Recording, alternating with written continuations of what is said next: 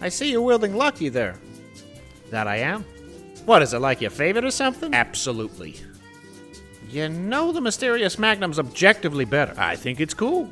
Flynn, the Magnum's objectively cooler. I disagree. Well, you don't see this engraving? The damage output? I just feel lucky when I use it. More like lucky you don't lose it when you're spending 6 to 8 business days individually reloading every single bullet. That's why Rapid Reload exists. No, that's why you need it to exist and I don't. What if you and I were in a duel? That's what Quick Draw is for. Quick Draw... You wasted a perk on Quick Draw. And Cowboy. Well, of course, Cowboy, but even if I, for some godforsaken reason, also took Quick Draw, you'd be dead again 4 times over before you could reload once. Jordan, you have no idea how much I don't care about the reload rate. You should, pal, with all the Scorpions and Cazadors out there, and the Legion. So I'm just saying, I can't imagine reloading for that long in the middle of combat. Neither can I. Beg your pardon? This thing has a lower AP cost than yours and gets 250% the critical hits that yours can. Combine that with the 3 perks from before, add on Light Touch, better criticals, and finesse on top of my already cheesed out luck stats.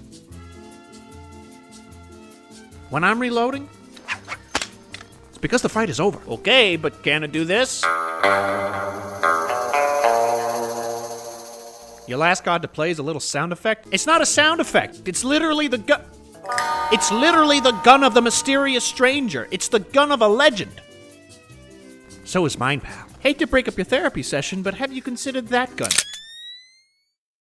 I do enjoy that noise. That is a sweet noise. Not to get preachy, but a light shining in darkness is the way to go. Powerful. It only weighs 0.6. I thought it was 1.2. I'm a pack rat. Thought everyone was a pack rat. Are y'all really sleeping on the range of Sequoia? I got some cool words on this gun. So do I, and mine's in Greek, so it's automatically cooler. This is the gun of the NCR veteran ranger. The dude on the cover. They're each given one after 20 years of service. Which means you probably stole that off of someone else. As you do. I like Maria. Greg, nobody likes Maria. I think it's cool. Greg, there is a reason we survived 2 bullets to the head. And you're currently holding it. Lucky! Given the name and the design, it is likely inspired by the Colt single-action Army revolver owned by Texas Ranger Frank Hamer. Hamer was the Ranger responsible for organizing the posse that took down Bonnie and Clyde. Relevant because Prim's centerpiece location is a casino and museum based on a notorious crime couple, Vicky and Vance, based on Bonnie and Clyde, or technically, Vicky and Vance were inspired by Bonnie and Clyde, but their crimes are far too petty to be noteworthy until their unintentional deaths. Now, true, Vicky and Vance didn't exactly cut a wide swath of murder and bank robbery across the central U.S. like Bonnie and Clyde did. It was more like a narrow swath of shoplifting, check cashing fraud, and gas pump drive-offs. But crime is crime. They drove reckless, too. Oh, and the name of Frank Hamer's revolver? Old Lucky. So effectively, Lucky in Fallout is the gun of an old world ranger. Much like how the ranger on the front cover is holding a .357 Magnum revolver. It is the perfect gun for the Courier. Lucky is great for any courier of any alignment of any faction path. I find, given the history of its inspiration, it's perfect for a good Karma NCR playthrough, which is what I generally play. If you think that's bad, I actually allow the NCR to become the sheriff in Prim, taxes and all. It's far better for their development as a town than a convict who shoots first and asks questions later, but I digress. As perfect as I declare, I admit its strengths are build-based. It's not like an energy weapons character is going to get a lot out of it, but let me just assert, arbitrarily, that maybe some canons are more canon than others. The namesake is representative of your character's condition. The fact that you survived 2 shots to the dome is crazy. You might say that's fortunate, as if you were given a second chance and will now use that chance to go after the crime kid in the gaudy suit. You release it from its would-be permanent resting place in the ground, now ready to take on the bad guys, just like you were. It's the gun of a gambler, and you're gambling all the time. Gambling that the people you're helping are worth helping. Gambling that you can cut down the attackers before they cut you down. And gambling that you can reach Benny without Benny getting away. Lucky is the perfect symbolic extension of you. It's not like the Ranger Sequoia that needs to be stolen or looted to be acquired, is not unique, and comes with the lore baggage of you having not earned the 20 years of service to receive it. It's also not like the mysterious Magnum, which belongs to a strange figure that will somehow still have the Magnum if you have the perk, meaning there's now 2 versions of this unique weapon. If I'm going to obtain it as a reward for finding the Lonesome Drifter a cozy job, I'd rather give the gun to Raoul. He's already adept with 44s, and he's capable of becoming another legend in his own right, defending the innocent like a ghost, just like the mysterious stranger. That Magnum belongs to a legend. But so does Lucky. That legend is the Courier.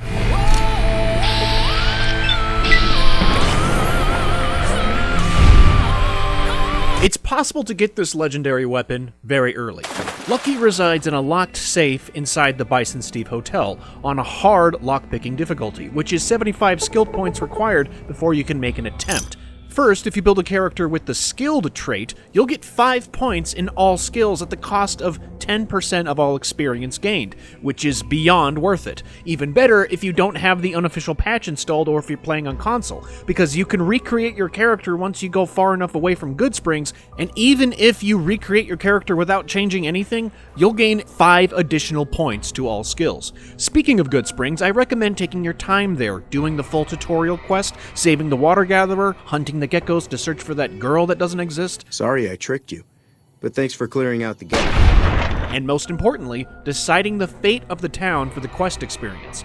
This is a good head start for that lockpicking skill, but it's good to note that we only need 55 points in the skill. How is that if the requirement is 75? Well, at level 4 with 4 intelligence, you can acquire the Comprehension perk, which will double the skill points gained from books and temporary magazines. When you ask Sunny Smiles for a way to make some money, she'll mention the safe in the Goodsprings schoolhouse and provide you with lockpicks and a copy of Locksmith's Reader. Don't use it, unless you can find another one in mailboxes or other random places. When you do consume the locksmithing magazine with the Comprehension perk, your 55 lockpicking will become 75. You could even reach 75 lockpicking with a lower base than 55, probably no more than 50, for wearing certain hats and taking men tats can all increase perception. 2 skill points per perception level increased. If you still don't have enough skill points, you can attempt the Powder Ganger questline, I Fought the Law for a little more experience, though be sure to be subtle about your involvement in the gunfight if you're siding with Goodsprings.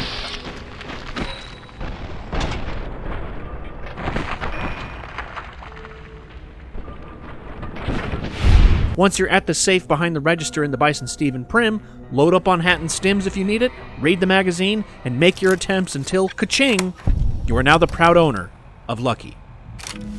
Now, the balance of Lucky compared to its more envied and arguably more powerful rival comes from the critical rate, the action point cost, and the ammunition. As mentioned in the sketch, Lucky boasts a 2.5% critical rate, the second highest of the game, with the Silenced 22 pistol having the highest at 3%. But who's using that? Combined with the right stats and the perks that will increase your critical rate and critical damage, you'll be hitting mad natty 20s on everyone's sensitive regions. Action points are critical too. A standard 357 Magnum will take 26 AP to fire in VATS, which adds up if you're reliant upon the aim assist. For comparison, the mysterious Magnum takes 22 AP, but Lucky only takes 17. Taking the perks Action Boy or Action Girl twice, along with Mathrath, you're looking at a courier that can deplete their revolver before running out of action points. And it feels so good.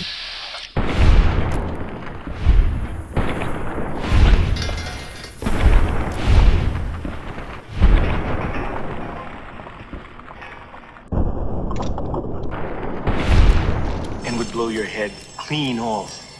And then there's the ammunition. The caliber of 357 is notably less powerful than 44, but it's also less expensive and less scarce in the wasteland. With the handloader perk, you can break down 357 and reassemble the casings into 357 JFP. JFP are the PF flyers of 357, guaranteed to make a gun shoot harder and fly straighter. There's even a way to farm this caliber, so to speak.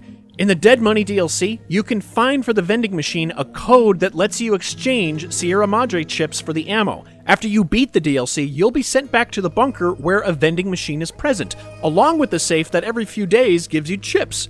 meaning you'll have several lifetime supplies of many things, and 357 rounds are one of them. The only other ammo type available from the vending machine is 308 rounds, which are for rifles, so Dead Money favors guns for those two ammo types.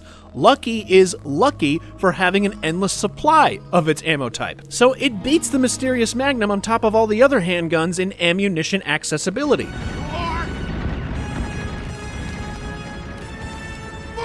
Also, it weighs less than most calibers on hardcore mode, if that matters to anyone. Am I the only one that exclusively plays hardcore? Holy moly. Holy moly. In the end, how a courier plays is up to the courier. It's your choice.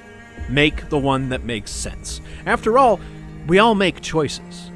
But in the end, our choices make... That's the wrong game. The game was wrong from the start.